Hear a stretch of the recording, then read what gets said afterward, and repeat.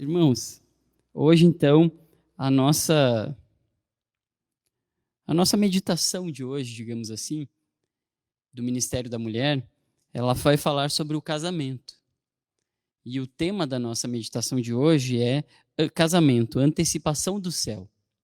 Neste momento, para que a gente possa iniciar essa nossa meditação, esse sermão aqui juntos, estamos praticamente num pequeno grupo. Eu gostaria que vocês abrissem a Bíblia no livro de Efésios, capítulo 5.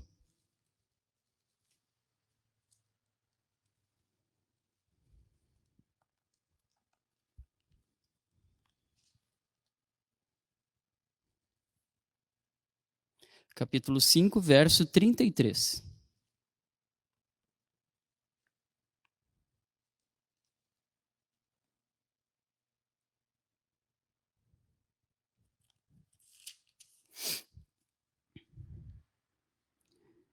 No verso 33 diz o seguinte: Não obstante, vós, cada um de vós, também ame a própria esposa como a si mesmo.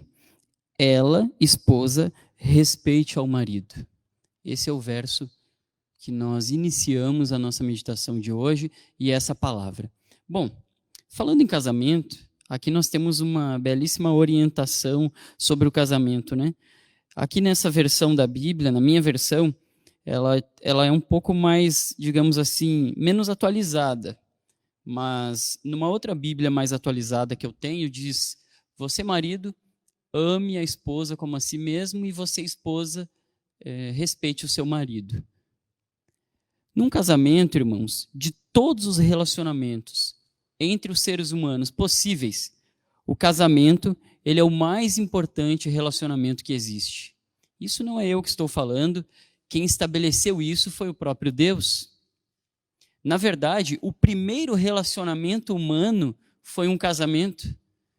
Quando Adão conheceu, o primeiro ser humano que ele conheceu já foi a sua esposa. Então aí a gente já percebe a grande importância que existe para o casamento. O casamento, ele é a base, o fundamento mais importante da sociedade moderna e de todas as sociedades. Ele é a base da construção moral de um cidadão. Para isso, nós até estávamos conversando sobre este assunto no último sábado na escola sabatina, quando estávamos falando ali sobre o Gênesis, os fundamentos, a criação, né? E um dos fundamentos da nossa fé e um dos fundamentos do Gênesis é o casamento. Ela é uma das instituições mais importantes criadas por Deus. E, aliás, nós temos três coisas que foram separadas por Deus, que foram consideradas santas e sagradas por Deus. Nós temos, então, o dízimo, nós temos o casamento, tá? E nós temos a nossa família, basicamente, tá? Então, o dízimo e o casamento são instituições separadas por Deus. E uma terceira instituição separada por Deus também é o sábado. Irmãos, então o matrimônio, ele recebeu a aprovação e a bênção de Cristo, assim como ele foi criado por Deus. E no livro Lugares Celestiais, na página 206, diz o seguinte, vou ler uma citação para vocês. Ellen White disse: O amor divino, que origina-se de Cristo, nunca destrói o amor humano, mas inclui este amor, refinado e purificado. Por ele, o amor humano é elevado e enobrecido. O amor humano jamais pode produzir seu fruto precioso, a não ser que se una à natureza divina e seja educado de modo a crescer rumo ao céu. Jesus quer ver casamentos felizes, felizes lares. O calor da verdadeira amizade e do amor que une o coração de marido e mulher é uma antecipação do céu. Esse calor, essa sensação, o sentimento verdadeiro que existe entre um casal, quando Deus está presente, é uma antecipação do sentimento que teremos no céu. Normalmente nós não temos a condição de amar ao próximo da mesma forma que a gente ama a nossa esposa ou o nosso marido, né? Dificilmente nós conseguimos fazer isso. Agora imagina que no céu esse sentimento de amor ele vai ser muito mais forte. Esse amor que você tem pelo seu cônjuge, ele nada mais é do que uma antecipação do sentimento mais puro que pode existir entre o ser humano, mas que a gente só consegue ter por uma pessoa. Eu fico imaginando como vai ser no céu, né? Qual o sentimento que nós vamos ter? Qual a sensação que nós vamos ter? Qual é o estado de prazer que nós vamos sentir ao estar na presença de Deus, não é mesmo? Vai ser glorioso. Vai ser muito melhor do que o sentimento que nós temos hoje ao lado do nosso esposo e da nossa esposa. Muito melhor. Esse daqui é só um pedacinho do que a gente poderá sentir no céu. Isso é muito glorioso. Então, agora, nesse momento, nós vamos analisar cada um dos aspectos relacionados ao casamento. Tá? Então, nós vamos ver a sua unidade espiritual, a unidade mental e a unidade física do casamento. Talvez, irmãos, uma das áreas que as pessoas mais têm dificuldade de alcançar intimidade no casamento seja a área espiritual. É até muito comum os casais pedirem ajuda para um problema físico, para um problema emocional que acontece dentro do casamento. Por exemplo, se existe alguma dificuldade de relacionamento físico, sexualidade, enfim, dentro do casamento, às vezes se procura ajuda. Se existe uma dificuldade emocional no casamento, como, por exemplo, discussões, falta de entendimento e etc., também alguns casais até procuram ajuda de um psicólogo, de um profissional que pode lhes auxiliar. Mas quando o problema é espiritual, é muito difícil, primeiro lugar, de o casal reconhecer que esse problema existe. E, em segundo lugar, de ao reconhecer que esse problema existe, buscar ajuda. Né? A busca de ajuda espiritual exige, de certa forma, muita humildade. Né? Nós, seres humanos, não só dentro do casamento, nós temos muita dificuldade de reconhecer quando a nossa espiritualidade não está bem. Né? É muito mais fácil contar uma bênção do que contar uma derrota. É muito mais prazeroso. Por isso que a gente vê tanta gente contando milagres hoje em dia. Mas dificilmente alguém pedindo ajuda para um problema espiritual. Eu não estou conseguindo orar, não estou conseguindo fazer isso. É muito menos. Né? E no casamento, o relacionamento espiritual, se o casamento é a base de uma sociedade, a base de um casamento é o relacionamento espiritual. É a unidade espiritual do casal. Só que para que possa existir uma unidade espiritual entre o casal, deve haver uma unidade espiritual, em primeiro lugar, com o Criador, que foi quem criou, em primeiro lugar, a criatura e, em segundo lugar, o casamento. Bom, irmãos, então, nesse sentido, muitos casais vivem numa, digamos assim, incompatibilidade espiritual. Aquele que muitas vezes, identifica os problemas no casamento, ele costuma cobrar muito. E a cobrança, geralmente, ela é uma das piores coisas que existem dentro do casamento. Contudo, aquele que é cobrado, ele não gosta dessa cobrança. Então, quando um dos dois, tanto faz se é homem ou a mulher, quando ele identifica um problema que o desagrada, ele fica cobrando o seu cônjuge. E o cônjuge, ao se sentir cobrado para que mude uma determinada atitude que vem tendo dentro do casamento, acaba, ao invés de mudar a sua atitude, acaba muitas vezes se irritando. E daí também jogando para o outro outras atitudes que ele identifica também como problema. E o ciclo se repete. E fica sempre assim, até que o casamento termine. Então, basicamente, existe a história de uma eu li uma ilustração num livrinho do Ministério da Mulher que diz o seguinte, né? A esposa e o marido costumavam orar, costumavam ter um relacionamento com Deus. Só que a esposa, ela tinha o costume de passar aqueles momentos com Deus por muito mais tempo. Então ela conseguia passar, às vezes, 2 horas fazendo uma oração, num momento de dedicação a Deus, estudando a Bíblia, às vezes até 3 horas. E ela percebia que o seu marido, ele não ficava esse tempo todo. 30 minutos, às vezes, e deu. E ela ficava lá, e ela ficava pensando assim, a espiritualidade dele não está boa, porque ele se relaciona pouco com Deus. Eu fico muito mais tempo com Deus e ele muito menos tempo. Até que chegou um dia que ela não se aguentou, foi perguntar para ele, por que você ora tão pouco tempo, né? E o marido, você tem um bom relacionamento com Deus? E ele falou, olha, eu nem tinha percebido que eu oro pouco tempo. Para mim, o meu relacionamento com Deus é muito bom, né? Eu tenho um bom relacionamento com Deus. Eu não me sinto fraco por orar menos que você. Então, ela ficou com essa, digamos assim, essa pulga atrás da orelha. E a partir de então, essa esposa começou a observar o seu marido. E ela começou a perceber que realmente os frutos daquele relacionamento com Deus, entre o marido e Deus, apareciam. Ele era um homem que tinha boas atitudes, que demonstrava conhecimento das coisas de Deus, que demonstrava intimidade com o Senhor, né? Às vezes muito mais do que ela. Ele, inclusive, demonstrava muito mais intimidade com Deus no relacionamento do que ela. E ela ficou, apesar de não aceitar, né, a explicação ali naquele momento, ela começou a compreender através dessas atitudes que realmente as pessoas são diferentes. As pessoas são muito diferentes. No livro Desejado de Todas as Nações, diz o seguinte: cada indivíduo tem uma vida diversa da de todos os outros, uma experiência que difere essencialmente da sua. Deus deseja que nosso louvor a Ele ascenda com o cunho de nossa própria individualidade. Esses preciosos reconhecimentos para louvor da glória de sua graça, quando confirmados por uma vida semelhante à de Cristo, possuem irresistível poder, eficaz para a salvação. Então, irmãos, nós precisamos respeitar as diferenças dentro do casamento. Olha, hoje a gente tem muito, principalmente hoje, que a nossa sociedade vive bastante polarizada, né?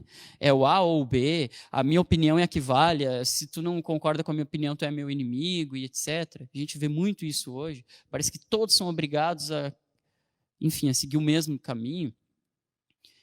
A gente fica imaginando, e como estão dentro dos casamentos? Será que essa polaridade existe também nos casamentos? É muito importante que dentro do casamento haja respeito à individualidade do outro. Muitas vezes o outro vai ter um jeito diferente, vai ter um relacionamento com Deus num tempo diferente, mas não significa que por ele não ser exatamente igual a mim, ele estará sendo inferior a mim no relacionamento com Deus. Entenderam isso? Não é porque o seu marido ora 10 minutos e você ora 30, ou a sua esposa ora 10 minutos e você ora 30, que ela tem um relacionamento com Deus menor que o seu, ou Deus gosta mais de ti do que dela. Não. Cada um tem a sua conexão com o Senhor e somente Ele é capaz de definir o nível dessa conexão. Esse termômetro, para aferir essa temperatura, somente Deus tem, nós não temos. Eu não tenho como saber o nível de espiritualidade do pastor, nem da minha esposa, e nem de nenhum de vocês. Assim como nenhum destes também consegue saber o nível de espiritualidade que eu tenho. Talvez eu consiga deduzir maior o nível de espiritualidade da minha esposa por ter mais intimidade com ela, mas nunca vou saber a fundo. Somente Deus o sabe. Vamos abrir a Bíblia mais uma vez no livro de Eclesiastes. Bom, falando em casamento, não poderíamos deixar de ler esse livro, né? Eclesiastes capítulo 4, versículo 9. Vamos ler do 9 ao 12. Diz assim: melhor é serem dois do que um, porque tem melhor paga do seu trabalho. Porque se caírem, um levanta o companheiro. Aí, porém, do que estiver só, pois caindo não haverá quem o levante. Também, se dois dormirem juntos, eles se aquentarão, mas um só, como se aquentará? Se alguém quiser prevalecer contra um, os dois lhe resistirão. O cordão de 3 dobras não se rebenta com facilidade. Bom, então aqui a gente percebe, né, o complemento que um faz para o outro. Melhor serem dois do que um, mas que esses dois completem um ao outro, para que ajam como se fossem um. Irmãos, A gente também percebe que fortalecer a espiritualidade é compartilhar com o seu cônjuge o que estamos estudando, as nossas experiências com Deus. Você que costuma estudar a Bíblia, tem compartilhado com o seu cônjuge as suas experiências com Deus? 8 e 10. Você tem compartilhado essas experiências? Você tem compartilhado os assuntos do seu estudo com o seu cônjuge? Ou você tem guardado só para si e criticado ele porque ele também não estuda aquilo que você está estudando? É um motivo de reflexão. Muitas vezes, dependendo do nosso nível do nosso ego, o quanto o nosso ego interfere no nosso ser, a gente costuma estudar um determinado assunto, e aqui eu falo de estudo bíblico, e a gente se sente bem por conhecer aquilo. Mas ao invés de compartilhar com o nosso cônjuge, tanto faz o marido ou a esposa, e dizer assim, nossa, hoje eu estudei tal coisa, eu aprendi isso, olha que interessante. E lhe explicar, já que a pessoa também não estudou? Não. Muitos criticam o seu cônjuge porque ele não sabe da mesma coisa que eu, não estudou o mesmo assunto que eu. Como você não sabe disso? Ué, a pessoa não sabe porque não leu naquele mesmo momento que você. Então, explique para ela. É muito edificante espiritualmente para um casamento o compartilhamento das informações espirituais que nós temos.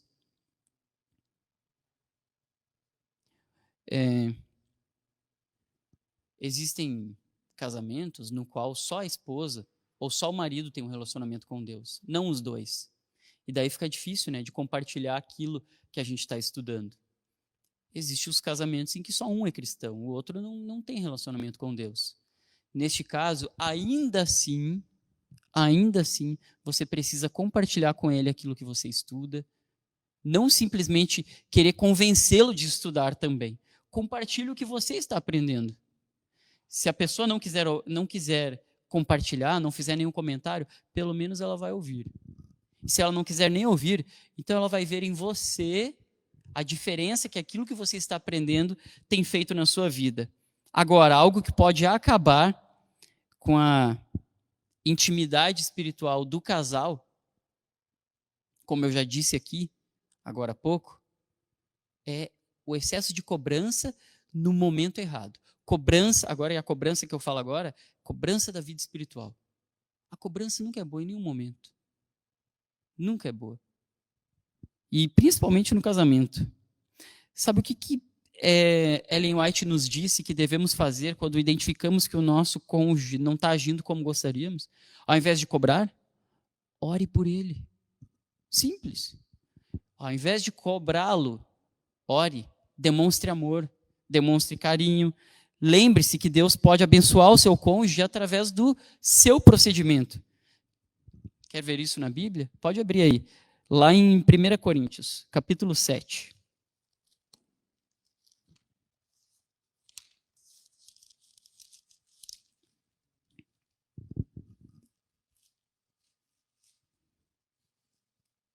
Versículo 14. Olha só. Porque o marido incrédulo é santificado no convívio da esposa, e a esposa incrédula é santificada no convívio do marido crente. Doutra sorte, os vossos filhos seriam impuros, porém agora são santos. Olha a importância que tem pelo menos um do casal estar bem com Deus. Ele santifica o outro. E muitas vezes, irmãos, ao invés de crer que o nosso relacionamento com Deus santifica o outro, nós cremos que a falta de relacionamento com Deus do outro atrapalha a nossa espiritualidade. Não, mas eu não estou conseguindo me sentir forte porque você não faz tal coisa. Quantos casais são assim? Muitos. Nós vemos uma sociedade doente, várias doenças psicossomáticas, mas principalmente espirituais.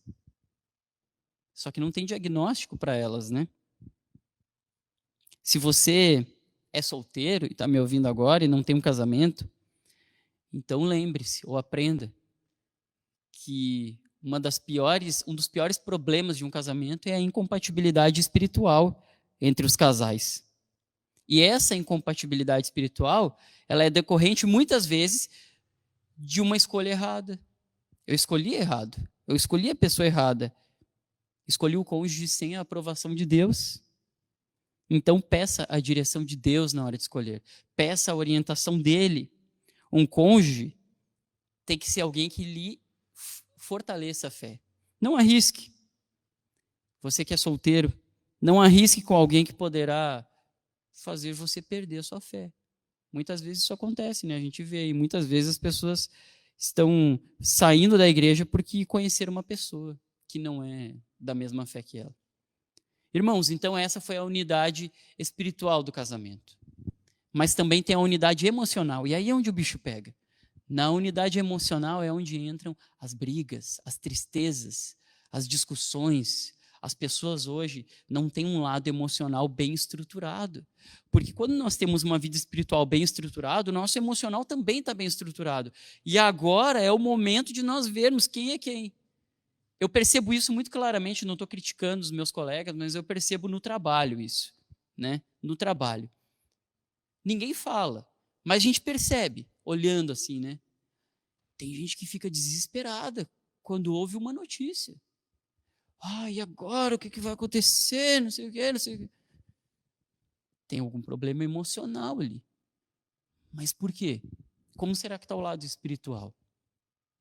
Os problemas emocionais, quanto mais fragilidade emocional nós tivermos, significa que nós precisamos fortalecer o nosso lado espiritual.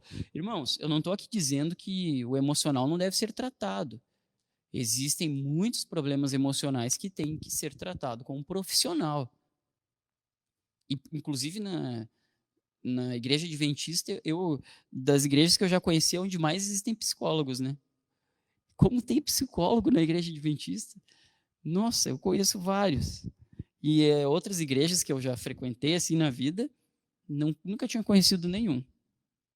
Bom, então, irmãos, muitas pessoas, como eu disse, né, que se envolvem com as outras e entram num casamento sem a segurança. Existe um círculo sagrado no casamento que deve ser mantido. A meditação de hoje que eu estou compartilhando com vocês, ela diz que quando esse círculo sagrado ele não é mantido, não é preservado, o casamento ele corre o risco de ter uma vida de extrema insegurança emocional. Existem casais que são casados de fato, casados assim na igreja, mas eles podem viver em estado de insegurança emocional. Só que esse estado de insegurança emocional, ele acontece muito mais quando o casal não é casado. Casamentos que a pessoa só é ajuntada. Nós não temos muitos casos desse na igreja, né? Mas, basicamente, o fato de não haver um casamento já tem um problema ali no meio. Não haver um casamento de fato, oficial. E esse problema desencadeia uma fraqueza emocional, uma insegurança emocional, e casamentos, enfim, com diversos problemas. O que seria, então, de forma prática, esse círculo sagrado que protege o casal emocionalmente? Eu vou ler para vocês uma citação da Ellen White, lá no livro Lar Adventista, página 177. Diz assim, ela fala sobre o círculo sagrado do casamento. Há um círculo sagrado em torno de cada família que deve ser preservado. Preste atenção, irmão. Isso é muito importante. Isso é extremamente... De tudo que eu falei aqui hoje, se você conseguir armazenar isso aqui, eu vou ficar feliz. Nenhuma outra pessoa tem o direito de entrar nesse círculo sagrado. Marido e esposa devem ser tudo um para o outro. A esposa não deve ter segredos que guarde do marido e permita que outros conheçam. E o marido não deve igualmente ter segredos para com a esposa e torná-los conhecidos de outros. O coração da esposa deve ser a sepultura das faltas do marido. E o coração do marido, a sepultura das faltas da esposa. Nunca devem, nem um nem outro, permitir gracejos à custa dos sentimentos do parceiro. Não devem jamais marido ou mulher, quer por brincadeira, olha, Ellen White falando isso, irmãos, quer por brincadeira ou por qualquer outro meio, queixar-se um do outro para outras pessoas. Nem por brincadeira. O que pode parecer uma brincadeira perfeitamente inocente acabará em conflito entre ambos e talvez em afastamento. Tem-se me mostrado que deve haver uma sagrada proteção em torno de toda a família. Ellen White disse, tem-se me mostrado. Quem mostrou para ela? O Espírito Santo, o próprio Deus. Palavras dele aqui. Irmãos, o círculo sagrado, basicamente, ele é a confiança que um cônjuge tem no outro. Confiança. Esse é o círculo sagrado que deve existir no casamento. Não é 99%. 100% de confiança. A unidade emocional de que precisam, ela tem como base 3 atitudes. Eu vou ler elas bem rapidinhas aqui para vocês. Vou comentar só por cima as 3 atitudes importantes nesse círculo sagrado e para ter uma boa base emocional. Primeiro lugar, ter o cônjuge como principal confidente. Não é o melhor amigo ou a melhor amiga que é o seu confidente. É o seu marido e a sua esposa. O nosso cônjuge, ele precisa ser tudo para nós abaixo de Deus. Ele tem que ser a pessoa que você tem mais intimidade. Não o seu amigo do trabalho, do futebol, de onde quer que seja. Não a sua amiga do trabalho, de onde quer que seja. Porque muitas vezes é assim, né? Estou passando tal problema lá em casa, tal... Não, irmãos.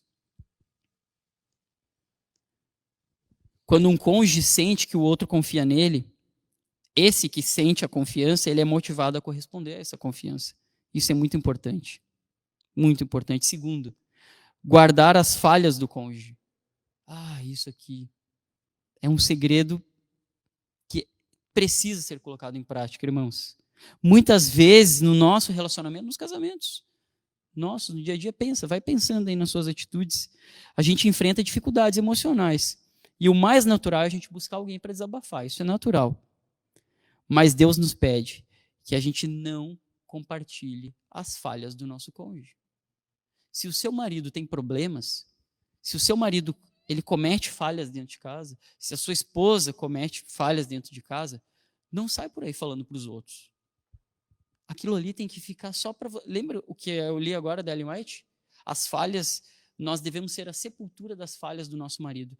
Quando a Ellen White está falando, não é a Ellen White falando. Ou então nós não cremos que é o espírito de profecia. Irmãos, a gente lê, inclusive, no livro Lar Adventista, uma outra citação, diz o seguinte, quantas vidas se tornam amargas pelo ruir dos muros que guardam a intimidade de uma família e que foram destinados a preservar sua pureza e santidade.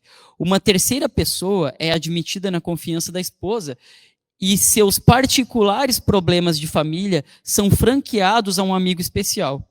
Isto é um artifício de Satanás para tornar esquivo o coração dos cônjuges. Que isso tenha fim. Bem com essa expressão mesmo, está escrito no livro O Lar Adventista. Bem assim. Que isto tenha fim. Que quantidade de problemas seria evitada? Encerrai em vosso próprio coração o conhecimento das falhas um do outro. Contai vossas mágoas apenas a Deus. Só Ele pode dar conselho a vocês. E só Ele pode dar o conselho adequado e segura consolação. Deus é o único que realmente pode fazer algo quanto às falhas do nosso cônjuge. Não vai adiantar sair por aí contando o que ele tem de problemas. Agora, em casos mais especiais, né, problemas mais delicados, aí sim, busque a ajuda de um profissional. Pois o profissional, o psicólogo, ele tem um compromisso ético da profissão. Ele não vai contar para ninguém os problemas que você contar para ele.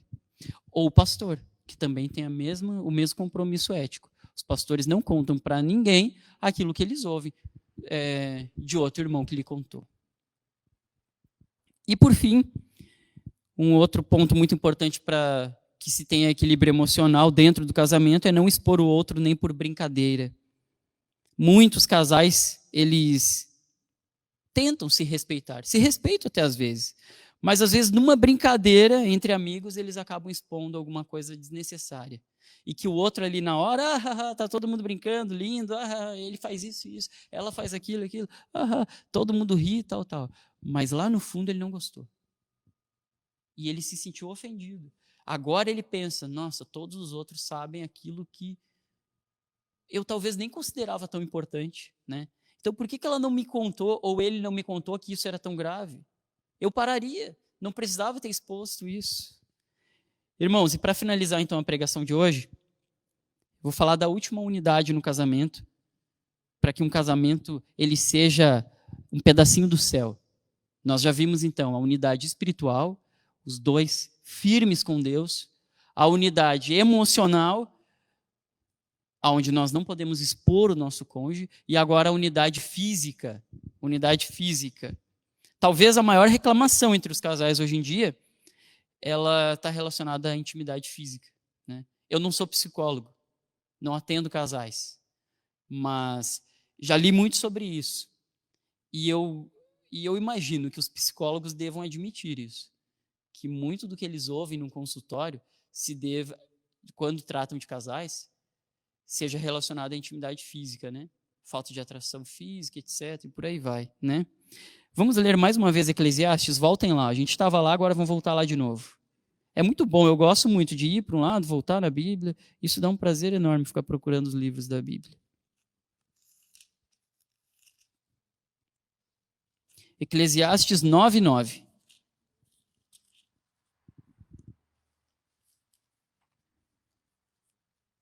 Diz assim, na minha versão da Bíblia: goza a vida com a mulher que amas, todos os dias de tua vida, fugaz, todos os dias de tua vida fugaz, os quais Deus te deu debaixo do sol, porque esta é a tua porção nesta vida, pelo trabalho com que te fadigaste debaixo do sol.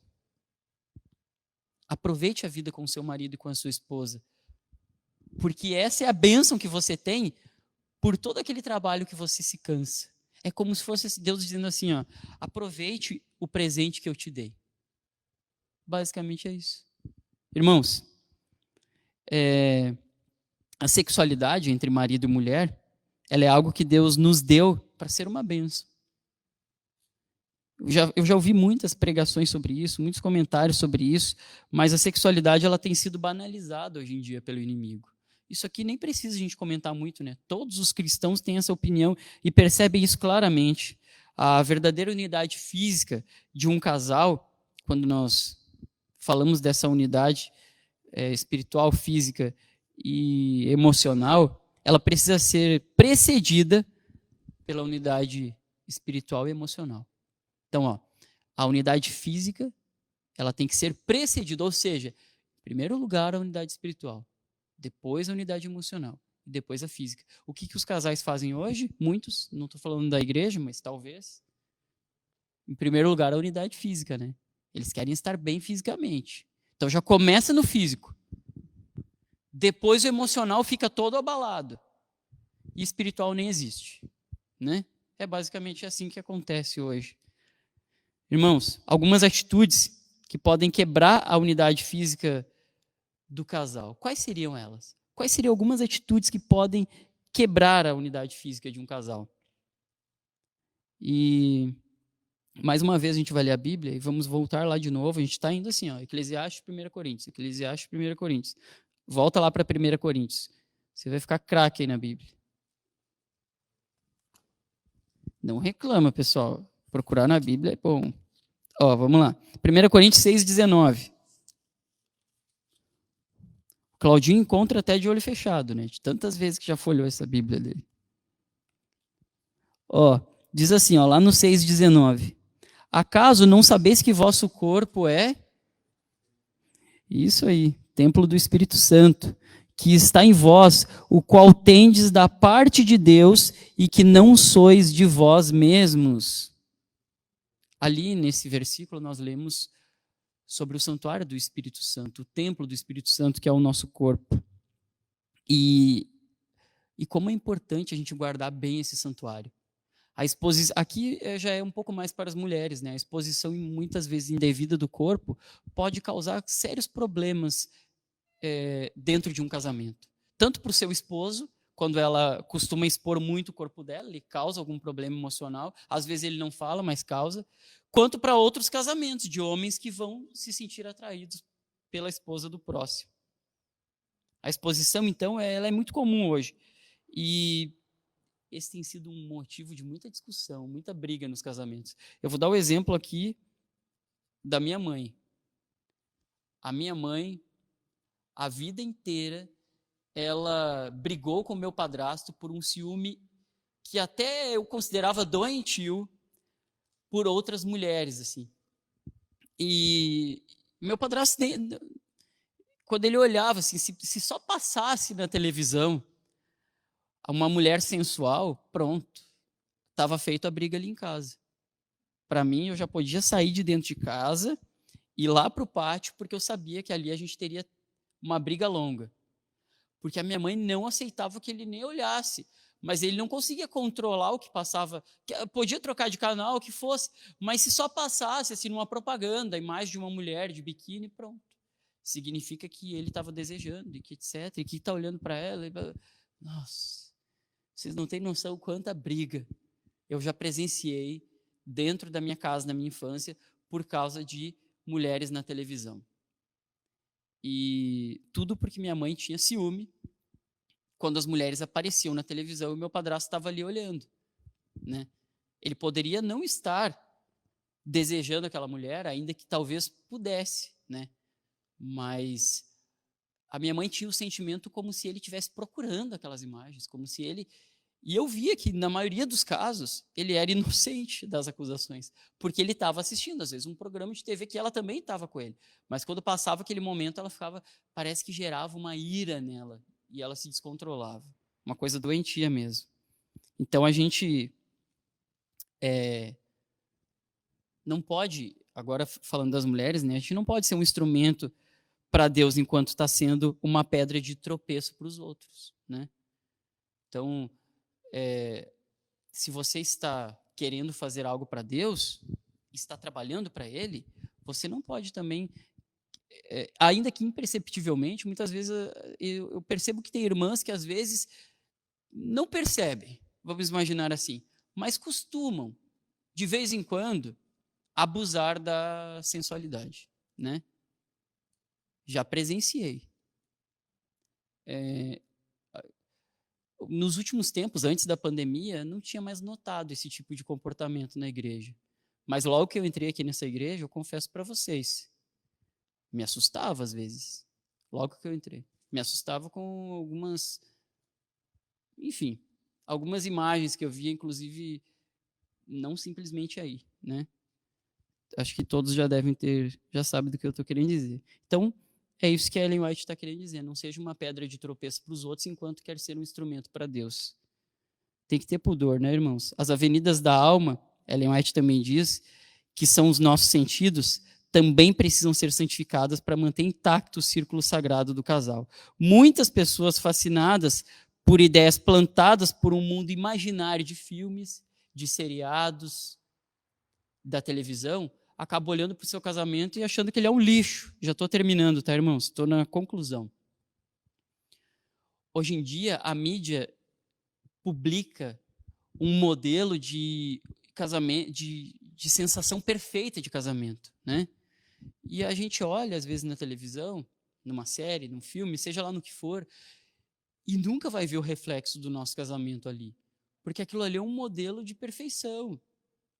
É uma utopia. E às vezes nem é tão perfeito assim, tem vários pecados acontecendo. Mas ao tentar comparar o que acontece lá com o que acontece aqui, a gente pensa que, nossa, o que acontece aqui está muito inferior. O que acontece lá é muito melhor e a gente começa a desprezar o nosso casamento por isso. O conselho para nós, então, é: orem a Deus, está lá no Lar Adventista. Orem a Deus os componentes do círculo da família para que Ele lhes santifique a língua, os olhos, os ouvidos e cada membro de seu corpo. Quando postos em contato com o mal, não é necessário ser vencidos pelo mal. Cristo tornou possível ao caráter ser perfumado com o bem. Olha que interessante, quando os nossos sentidos entram em contato com o mal, eles não precisam ser vencidos pelo mal. Ainda que a imagem apareça, ainda que alguém fale, ainda que qualquer coisa aconteça, eu não preciso cair em tentação. Na vida cotidiana, a gente não tem efeitos especiais, não tem uma bela trilha sonora, né? Então, é isso, a nossa realidade é essa. Eu tô, agora, só para finalizar um exemplo, né? Eu estou fazendo, como eu sou professor, estou fazendo aulas online, e no início eu gravava alguns vídeos e eu ia assistir o meu vídeo, e eu pensava assim, nossa, como esse vídeo está sem graça. Porque qual é a diferença da minha aula para a aula que eu assisti lá no YouTube de um youtuber famoso, né? Eu analisando assim, se eu fiz isso, eu fiz aquilo, eu editei e tal. E eu comecei a perceber, tá faltando uma trilha sonora. A trilha sonora, no fundo, dá um efeito de empolgação. E eu comecei a analisar, e muitos vídeos de sucesso têm uma trilha sonora no fundo, uma musiquinha passando. Até os programas de edição de vídeo têm essas musiquinhas. E é aí que eu comecei a incluir a trilha sonora, e hoje eu assisto, eu já sinto muito mais eu percebo muito mais digamos assim, uma atratividade naqueles vídeos. E é assim a nossa vida cotidiana, não tem trilha sonora. Às vezes a gente vê na televisão, tem um som nos envolvendo, tem aquelas imagens, e a gente vive na prática, parece que é tão monótono, sem som, sem graça. Mas é a realidade. E é ela que a gente tem que viver. Irmãos, então é isso, tá? Deus ele deseja que o nosso relacionamento conjugal ele seja seguro e com profunda intimidade espiritual, emocional e física, que eu falei para concluir. Precisamos entender e respeitar os limites do círculo sagrado. Outro ponto que nós abordamos hoje. E que Deus nos ajude a entender qual é a vontade dele para nós casais hoje. Amém? Que Deus nos abençoe. Irmãos, vamos orar? Para encerrar o nosso culto de hoje. Hoje nós não temos música especial, então nós vamos orar direto, tá? Eu gostaria de, antes de orar, lhe convidar a, aí onde você está, refletir sobre esses pontos que eu falei. Se você está com a sua esposa, com o seu marido, ore abraçado com ele agora. Põe a mão aí por cima. Vamos fortalecer os laços matrimoniais. Se você não está com a sua esposa, pense nela. Se você não está com o seu marido, pense nele. E se você ainda não tem, pense no que um dia você terá. Amém? Vamos orar? Mariana, vem aqui, vamos orar juntos.